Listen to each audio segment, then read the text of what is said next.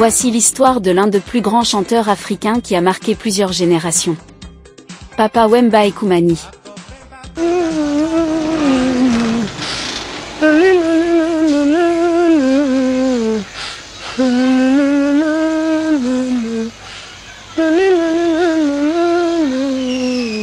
Sous une belle saison, l'Africain tonné, ça met le paix d'amour au beau pays d'azur. Toi ma belle Kabibi, rosière remplie d'amour, Bolingo, te va s'y fondre en larmes, rougir tes yeux encore brisés. Sous une belle saison, l'Africain tonné, ça met le paix d'amour au beau pays d'azur. Toi ma belle Kabibi, aux yeux remplis d'amour, Bolingo, te voici fondre en larmes, rougir tes yeux encore brisés. Ce fils d'un ancien combattant de la Seconde Guerre mondiale, et jeune servant de messe à la paroisse Saint-Joseph de Calamu, va participer à la création des 4 orchestres qui vont marquer l'histoire de la musique congolaise, Zeko Langa Langa, Izifi Lokole, Yoka Lokole et Viva la Musica. Artiste musicien et acteur de cinéma, Papa Wemba va impacter la vie des millions des jeunes Congolais et étrangers.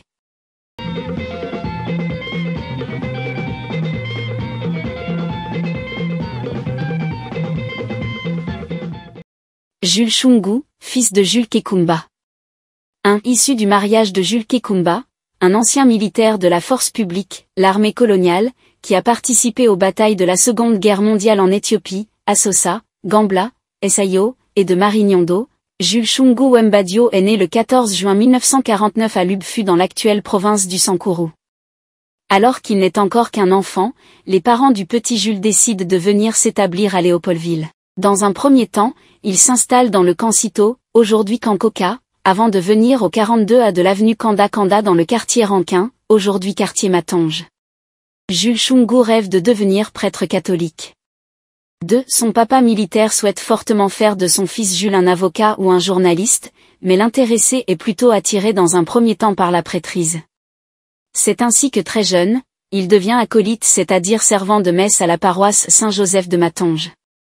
Il deviendra ensuite choriste dans la même paroisse où il découvre sa vraie passion pour la musique. Passion qu'il a héritée de sa mère qui est une pleureuse professionnelle, et celle-ci l'amène régulièrement dans ses activités qui consistent à animer, avec des chants, les veillées mortuaires dans la communauté Tetla. Ma maman a voulu à ce que j'appartienne de la religion catholique. Elle m'a fait inscrire dans une école catholique. J'ai fait toutes mes études primaires dans cette école-là. Et maman m'exigeait à chaque fois que j'aille à l'église. Mon papa, c'était un illettré, entre parenthèses comme ça, quoi, parce que c'était un soldat, quoi, qui avait pris part à la Seconde Guerre mondiale. Et il ne savait ni parler français, ni parler lingala. Il parlait un faux lingala, quoi. Il nous parlait seulement en patois. C'était un homme très carré comme ça, quoi.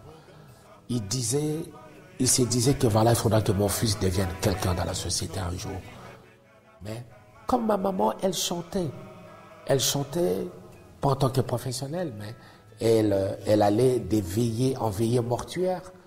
Et j'étais comme sa petite sacoche, quoi. Elle m'amenait avec elle. J'ai grandi avec tous ces chants-là, quoi. Orphelin de père. Il fait son école primaire à Saint-Jean-Berckmans, aujourd'hui épée Ikaouka, où il fait la connaissance d'un jeune qui deviendra plus tard le très populaire Abbé Koko. En 1966, Jules Kekumba quitte la terre des hommes et sera enterré au cimetière de Kasavubu en face de l'usine des pains Mamapoto. Ce qui va permettre au jeune Jules de s'adonner un peu plus librement à sa passion, la musique.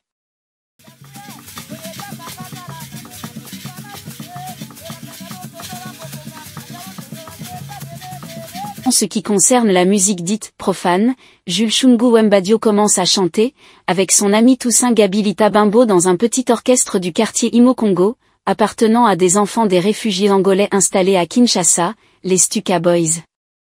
Parmi ces réfugiés, il y avait les enfants du président du Front National de Libération de l'Angola, FNLA, Roberto Holden. Jules Shungu va prester dans cet orchestre durant 3 mois seulement. Son ami Gaby Lita, dont le père Monsieur Lita, ancien enseignant de Pascal Tabou à l'école primaire dans les années 1950, était devenu commissaire de district au Katanga, va récupérer le nom de ce groupe pour faire son Stuka Ley sous l'encadrement de Mama Tété, l'épouse de Tabou Ley. Après, Gaby Lita va s'autonomiser de cette tutelle de la famille Ley et faire son Stuka tout court. Un jour, le jeune Wembadio accompagne l'un de ses amis rendre visite à sa tante sur l'avenue Popocabaka du côté Kasavubu. On est en 1969. Resté seul dans la cour, en attendant son ami qui était entré dans la maison, Jules Shungu entend des voix provenant de derrière la maison. Poussé par la curiosité, il tourne derrière la maison où il trouve un groupe des jeunes qui répètent. Ayant remarqué l'intérêt manifeste du jeune curieux pour la musique, ils vont demander à Jules s'il s'y connaissait en musique. Le jeune Wembadio leur répondit qu'il s'essayait au chant. Il lui demande alors de chanter quelque chose pour eux. Wembadio va interpréter la chanson Adio Tété de Tabou Ley. Ébloui par la qualité de la voix et l'aisance de la prestation, ses auditeurs vont juste lui demander son nom et son adresse. Le lendemain de cette rencontre, on apprend à Jules, chez eux à la maison, qu'un garçon le cherche dehors. Il sort pour écouter son visiteur surprise. Ce jeune homme va lui dire 3 choses. 1 degré je m'appelle Deve Mohanda, son vrai nom c'est Vital Divita Mohanda, et je suis membre de l'orchestre que tu as vu répéter hier. 2 degrés après ta prestation d'hier et ton départ, nous avons décidé de dissoudre cet orchestre, qui s'appelait Belguide National. 3 degrés je te propose, si tu veux bien, de venir avec moi pour créer un nouvel orchestre. Jules Shungu, qui se faisait déjà appeler Jules Presley, accepte la proposition et suit son nouveau compagnon jusqu'au lieu de la répétition d'hier. Et là, Jules Shungu découvre que Deve Mohanda et ses amis ont chassé tous les musiciens qu'il avait vus hier sauf un guitariste, Félix Manuaku Waku d'IPP Feli. 2 jours après cette prise de contact, un ancien chanteur de l'orchestre dissous Belguide et qui sera maintenu dans le nouvel orchestre va les rejoindre. Il s'appelle José Nyoka Mula, plus connu sous le nom de Jossar Nyoka Longo. Une petite explication à propos de ce nom. Jossar vient de la contraction de la phrase « José sera artiste » que lui répétait régulièrement un vieux de son quartier à Quimbansec. Longo était le nom de sa grande sœur, Albertine Longo, qui mourra en 1973 à l'âge de 22 ans. En hommage à sa sœur et aussi par souci de pérenniser son souvenir, José Nyoka va récupérer son nom et l'ajouter au sien. C'est ainsi qu'il est devenu Jossar Nyoka Longo. Ces 3 musiciens, Jules Shungu Wembadio, Félix Manuaku, Jossar Nyoka Longo, et les administrateurs de l'ancien Belguide, Deve Mohanda, Henri Mongombe, André Bita, Marcelin Dello, créent le 24 décembre 1969 un orchestre qu'ils dénomment Zeko, qui signifie Zaïre Yabakoko, le Zaïre des ancêtres, Langa Langa, proposition de Jules Shungu. Langa Langa est une plante qui pousse facilement et qui donne une espèce de patate douce. À ce noyau des fondateurs vont s'ajouter d'autres musiciens pour compléter l'équipe. Il s'agit de Teddy Soukami, Enoch Zamuangana, Zéphirin Matima, Damien Debo, Pierre Muaka Oncle Bapius, Baudouin Michio et Ephraim. Ainsi est créé, par un groupe de très jeunes musiciens, Jules Shungu 20 ans, Feli Manuaku 15 ans né le 19 août 1954, et Jossar Nyoka Longo 16 ans né le 7 septembre 1953, l'un des orchestres les plus mythiques de la musique congolaise moderne. Seul orchestre qui est resté, avec ses hauts et ses bas, presque de manière continue au devant de la scène musicale congolaise et africaine depuis plus de 53 ans. Je crois que c'est un homme qui a fait irruption dans notre vie, avec d'autres artistes de sa génération. Nyoka Longo, Evo Loco, Mavouela Somo, Bozi Boziana, Bimyombale, etc.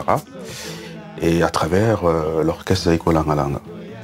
À l'époque, nous avions un style musical qui intégrait les cuivres. Et Zaïko arrive avec un nouveau style, pas de cuivre, beaucoup plus une sorte de caisse claire, de rythme à la batterie, relativement rapide.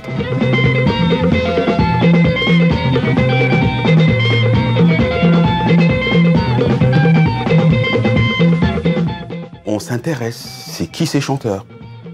Et lui s'appelait Shungu Jules Presley. Vous voyez, ils commencent tous et lui, il prend le nom Presley. ça montre déjà son ouverture musicale. Et même lorsque Nonzaïko, il crée la danse Wondostoke Mama, Wondostoke en réalité est une influence du festival de Woodstock. Vous voyez, où il y a les John Baez, les Jimi Hendrix, etc.